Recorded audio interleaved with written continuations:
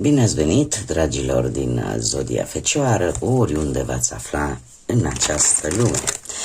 Sunt încântată, ca de obicei, să fim din nou împreună la o nouă lectură despre iubire, despre conexiuni, despre evoluție. Această lectură este pentru toți cei care aveți nu doar soarele, ci și poate luna, Venus sau ascendentul în Zodia Fecioară.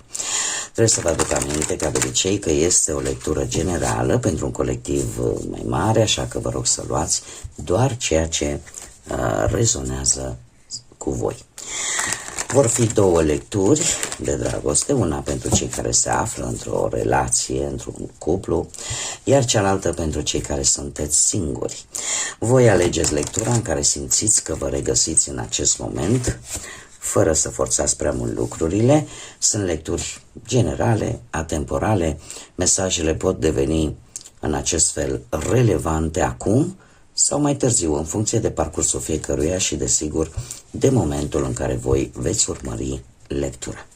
Este posibil să rezonați cu tot mesajul, cu o parte din el sau poate chiar deloc. Și asta pentru că relațiile sunt diferite, modul în care ne construim viața asta sentimentală este diferit de la persoană la persoană.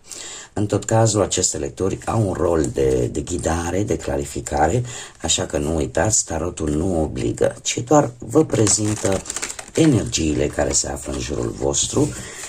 Voi luați deciziile care sunt potrivite pentru voi și păstrați doar ceea ce simțiți că vă ajută și rezonează cu sufletul vostru. Așa că, dragilor, ascultați cu deschidere aceste mesaje, dar rămâneți ancorați în voi înșivă, păstrându-vă libertatea de a alege. Așa, în acest fel, mesajele să fie doar ghidul vostru, iar deciziile să vă aparțină cu adevărat. Și începem această lectură, prima, pentru cei care se află într-o relație. Și să vedem ce vine pentru voi, dragii mei și dragile mele.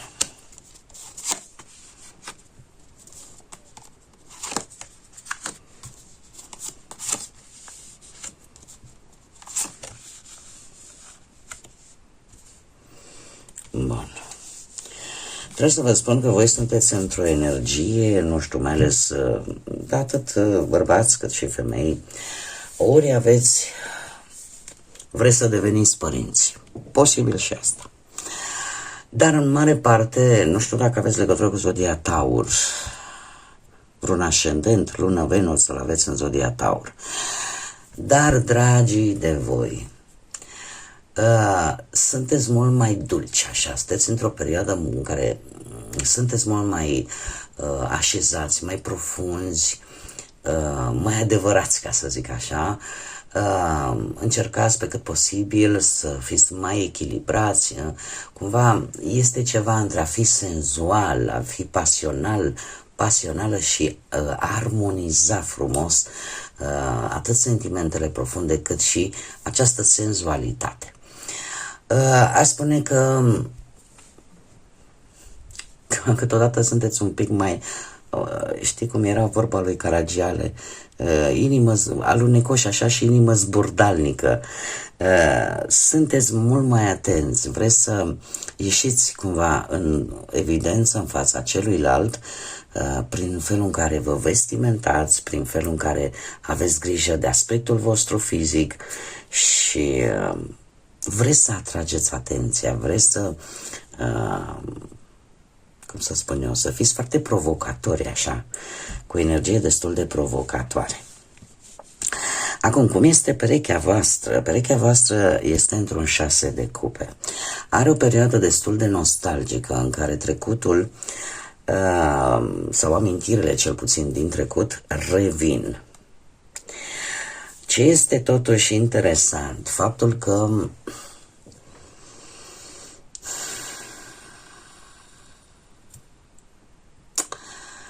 reîntoarcerea asta la trecut, la persoane, la locuri, eu aș zice că cumva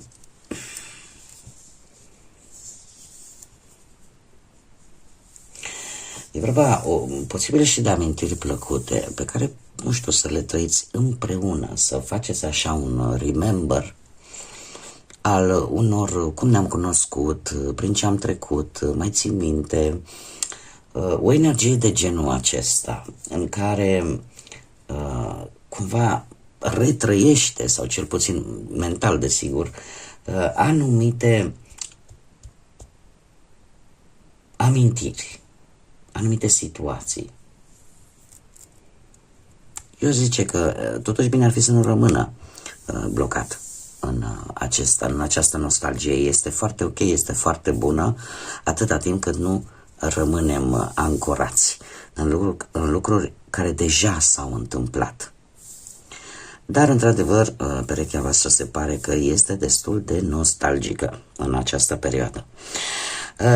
Cum este comunicarea dintre voi? Comunicarea dintre voi îmi arată o regină de monede. O regină de monede care aș spune că este o comunicare destul de practică, destul de terenală. Se arată o grijă unul față de celălalt și eu aș spune că faceți posibil lucruri împreună, dacă nu are celălalt sau nu găsește o soluție, veniți voi și uite, vin cu o idee bună, sau invers. Eu spune că voi mai mult, de ce? Pentru că această regină de monede vă poate reprezenta foarte bine pe voi, reprezentând zodiile de pământ, da, ori Fecioară sau Capricorn.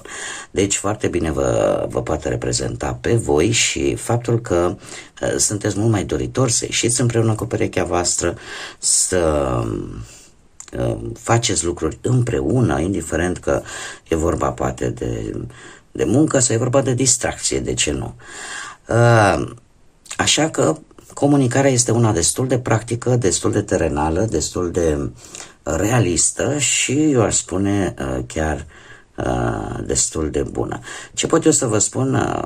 Comunicarea din partea voastră zice că vine mai mult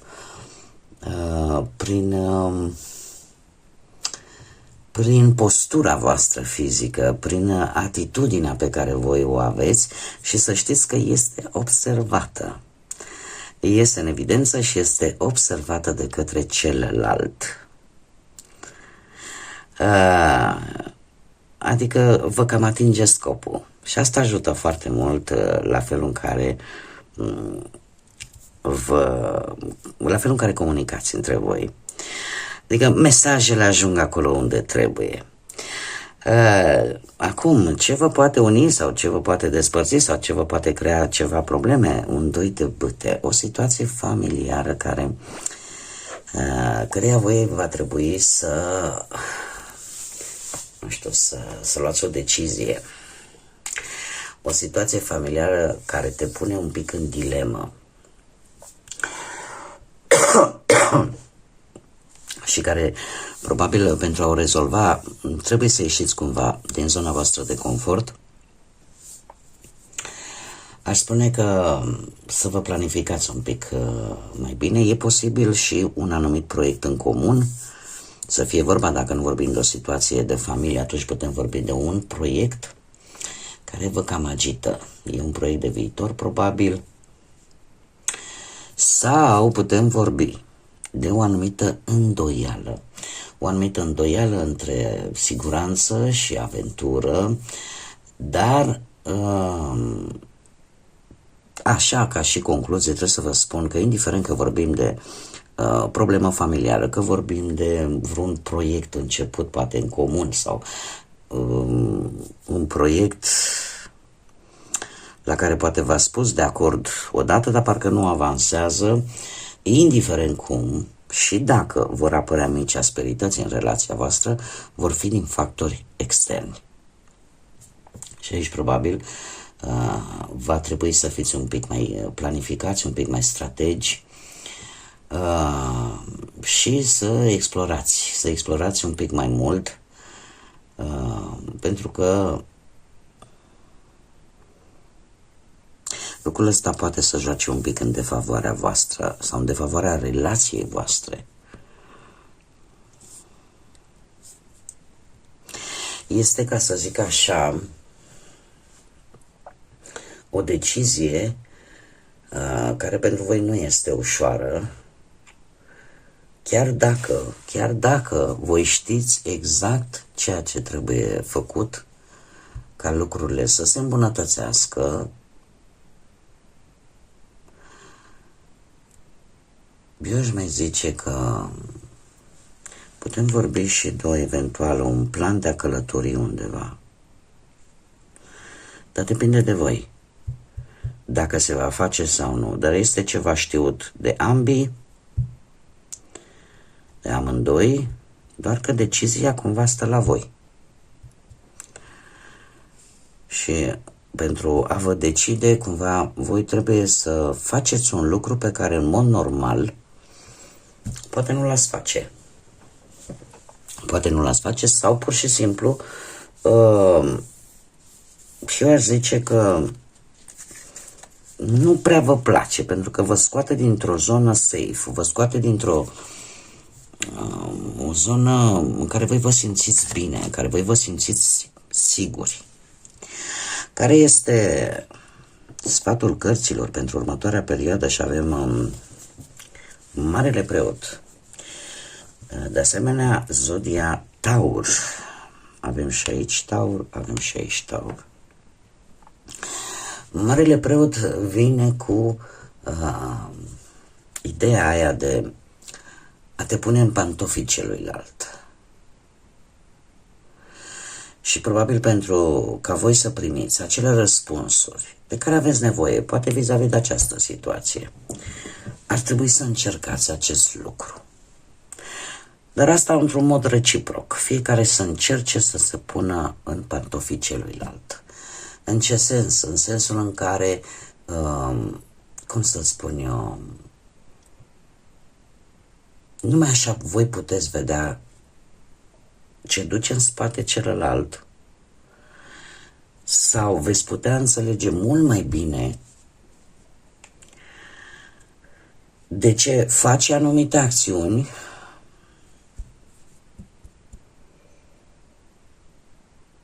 de ce se întâmplă poate anumite lucruri, veți înțelege situațiile mult mai bine. Cum de alminteri mai avem o variantă cu Marele Preot, acela de poate că unii dintre voi încă n-ați oficializat relația. Încă sunteți într-o relație, dar nu neapărat cu acte în regulă, ca să zic așa. Și atunci poate n-ar fi rău să încercați să vedeți. Puteți ajunge la ceva mai mult de atât, la ceva mai oficial, pentru că totuși Marele Preot e Marele Preot, da? El încearcă să își folosească înțelepciunea, ne vorbește de credință, ne vorbește de principii, ar trebui probabil să cumva să se țină cont de acest lucru, de principiile morale ale celuilalt. Cert este că unul dintre voi clar își dorește ceva sigur. Ceva sigur.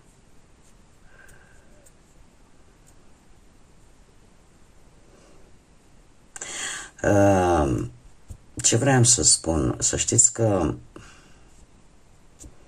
voi, ca și gândire, în următoarea perioadă veți avea o gândire, cum să spun eu, terenală, la fel ca cum ați avut-o poate până acum. Se întâmplă la unele zodii să fie ori un pic mai sentimentali, mai vulnerabili. La voi nu. La voi totul este foarte terenal, foarte real, foarte vizibil.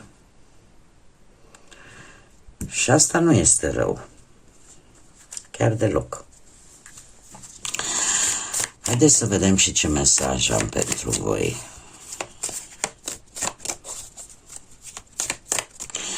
Încă un lucru. Dacă aveți și știți că trebuie să luați o anumită decizie care are legătură într-un fel sau altul cu relația voastră, bine ar fi să cereți un sfat unei persoane unei persoane de încredere care chiar vă poate ajuta și vă poate da cele mai bune sfaturi, de unde voi să alegeți ce este mai bine pentru voi.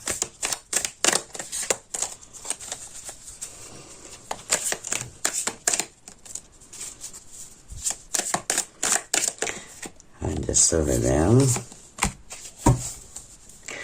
Fă un salt de credință. Uite, încă o dată ne vorbește de zona voastră de confort. Doar atunci când vei face un pas în afara zonei tale de confort, vei putea câștiga sau descoperi mari recompense. Este ceva aici care necesită într-adevăr atenția voastră mărită. Haideți să vedem acum mesaje gândite, dar nerostite.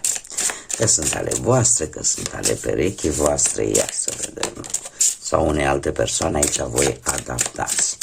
Dar sunt mesaje gândite, dar nespuse pentru dragii mei din Taur.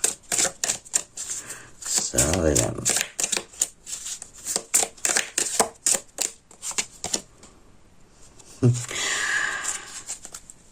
Spune așa: masca mea mă menține în siguranță. Am nevoie să-mi falsific sentimentele. Aici există cineva, acum că sunteți voi, că este altcineva, care își păstrează o mască a durității, țin să cred.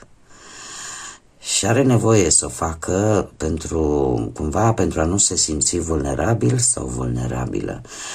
Această siguranță care îi dă poate o atitudine rece, o atitudine de nu-mi pasă, este de fapt plecată de la ideea de a nu fi rănit sau nu fi rănită.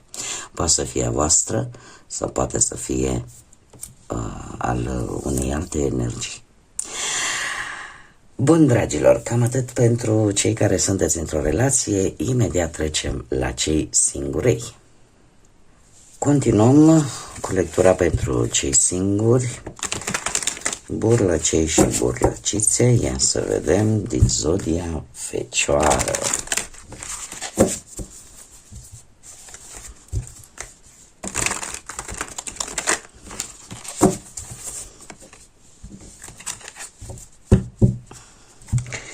Să vedem.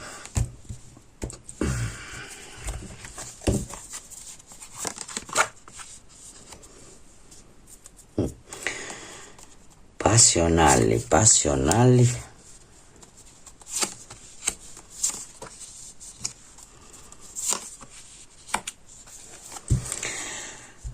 Bun, dragii mei, ca și zodii să știți că avem zodia Balanță și zodii de foc, Berbec, Leu, Săgetător.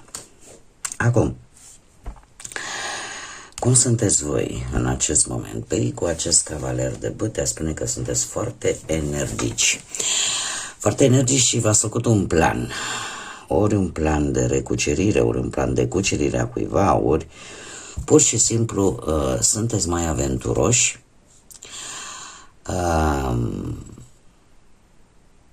Sunteți mai hotărâți.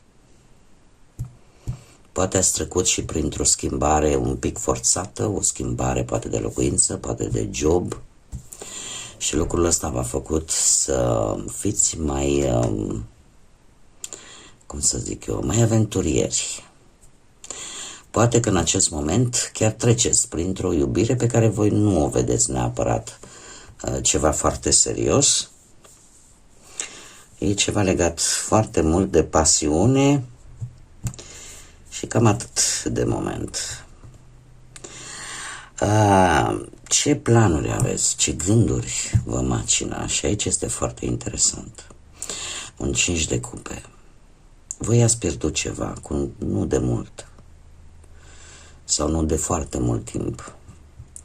Și faptul că avem justiție aici mi-mi spune ori ați avut parte de un divorț,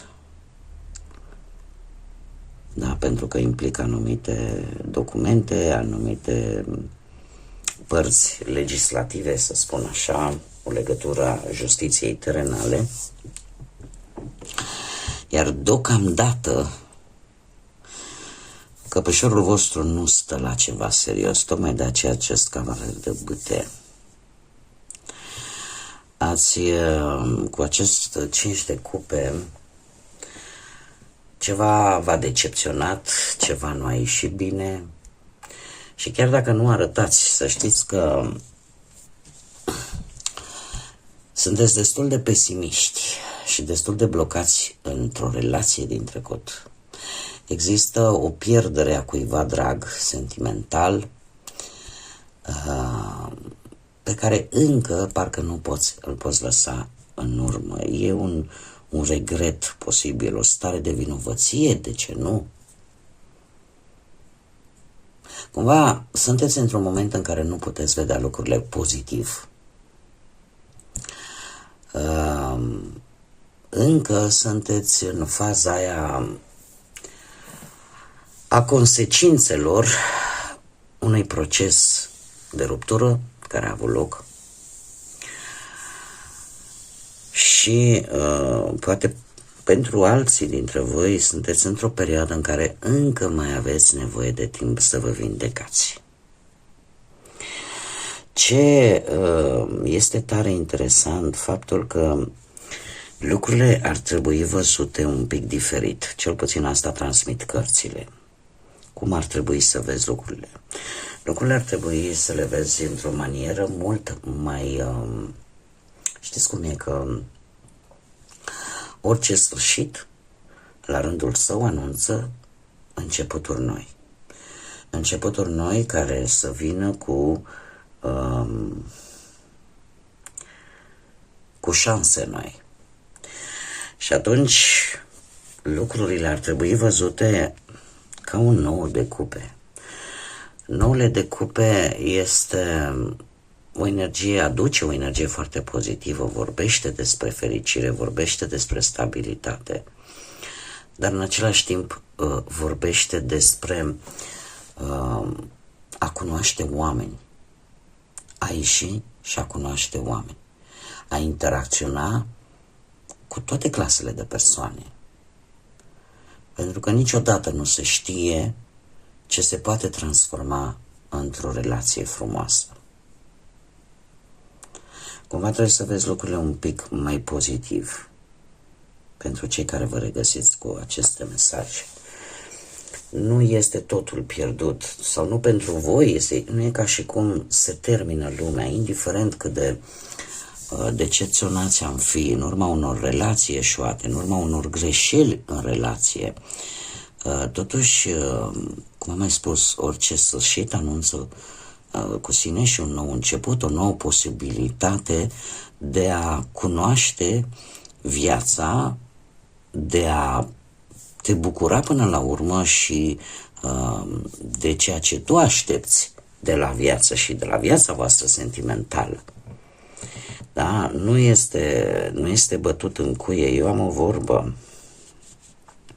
Nu știu exact care este situația și ce s-a întâmplat. Cert e că voi ați pierdut ceva și vă resimțiți destul de acut în urma acestei pierderi.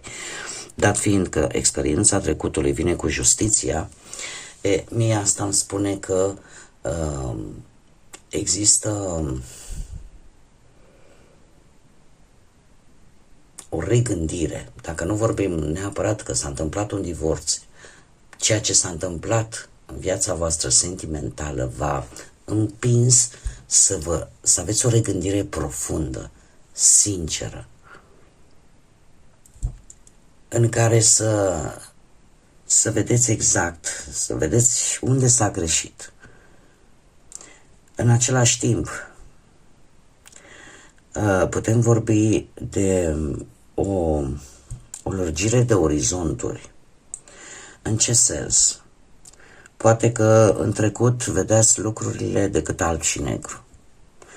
Și în urma acestei pierderi, v-ați dat seama că de fapt viața nu e așa. Nu putem merge precum căluțul cu ochii numai în față. există și nuanțe de gri. Chiar dacă câteodată refuzăm să le vedem sau nu putem, nu suntem în stare să le vedem. Dar această, cum să zic eu, ideea de a fi un pic mai rigid, ideea de a critica poate mai mult, sau căutarea acelei perfecțiuni, de multe ori lipsa flexibilității în relație, de obicei, la un moment dat, chiar dacă există adevăr, chiar dacă există sinceritate, dar în a nu fi flexibil, în a nu te adapta unor circumstanțe care pot apărea în relație, asta poate duce la, cum să spune, la o severitate excesivă și poate cauza relații. Știți ce se spune despre, avem justiția cu zodia balanță, și aici trebuie să vă fac o mică mărturisire. Balanța este singura zodie din zodiac care nu are o ființă vie, fie ea și mitologică. Da? Este un obiect și reprezintă obiectul pe care ultima zeiță din Olimp l-a lăsat în urma sa atunci când a văzut că lumea o luase razna și când a considerat că umanitatea nu mai poate fi salvată, atunci a lăsat acest obiect pe pământ și ea s-a ridicat către Olimp. Când apare această carte, cumva apare exact ceea ce vă spuneam. În viață trebuie să luăm câte un pic din toate, să fim flexibili atunci când este nevoie, să vedem, mergem pe un drum, nu ne uităm doar înainte și înapoi, ne mai uităm și stânga și dreapta, pentru că sunt lucruri posibil importante. Și asta e probabil lecția cu care voi veniți din trecutul vostru pe plan sentimental. Ce aduce viitorul apropiat? Nu, înainte. Da, ce aduce viitorul apropiat? Pentru că nouăle de cupe deja l-am comentat. De ce aduce viitorul apropiat? Un 4 de monede. Aduce foarte multă stabilitate, în primul rând, poate să vă aducă, dar în același timp, dat fiindcă vorbim totuși de iubire, acest 4 de monede vine cu, cum să spun eu,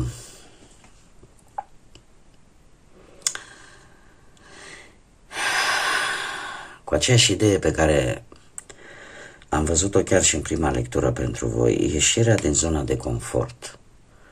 A nu-ți mai fi teamă că dacă ieși un pic din siguranța aia ta care ți-ai construit acolo, dacă te riști un pic să cunoști oameni noi, lucrul ăsta nu va face decât ca iubirea să întârzie să ajungă în viața voastră și mai ales să și rămână.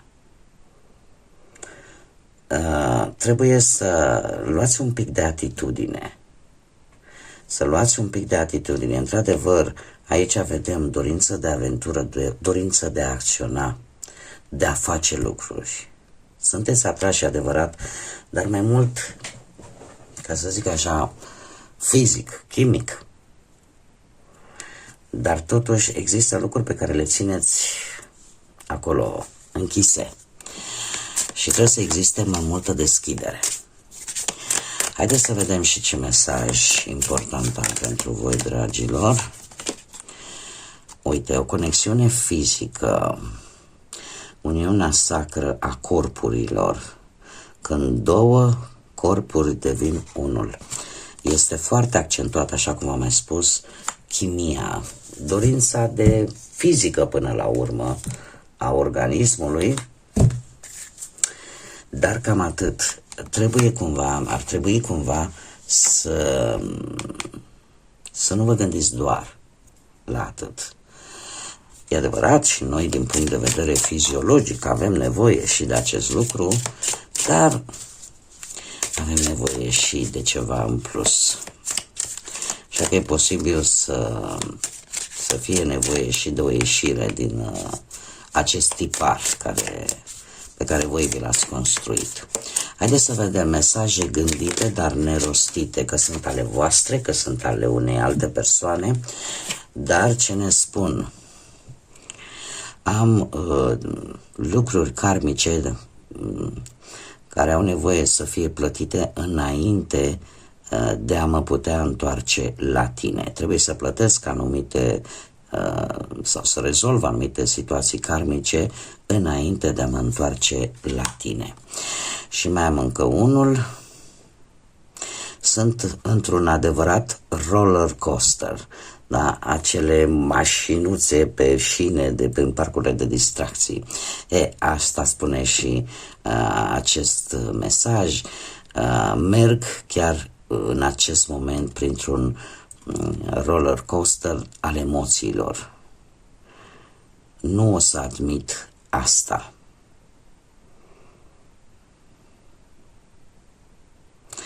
Sunt emoții schimbătoare, sunt emoții care de multe ori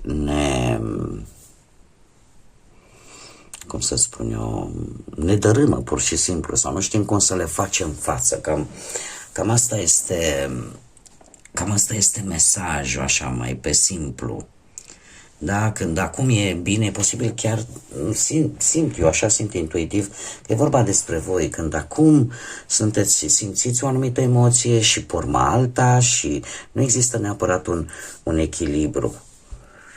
Da, atunci când nu suntem foarte hotărți. Bun, dragilor, acestea au fost mesajele pentru voi. Eu sper că aceste lecturi să vă fie ajutat într-un fel, nu știu, că v-au adus poate ghidare, claritate și poate chiar o nouă viziune asupra vieții sentimentale. Eu vă mulțumesc că ați fost aici și până la o nouă lectură, nu uitați. Zburați înalt, suflete frumoase, și lăsați iubirea să vă însoțească cu fiecare pas din viața voastră.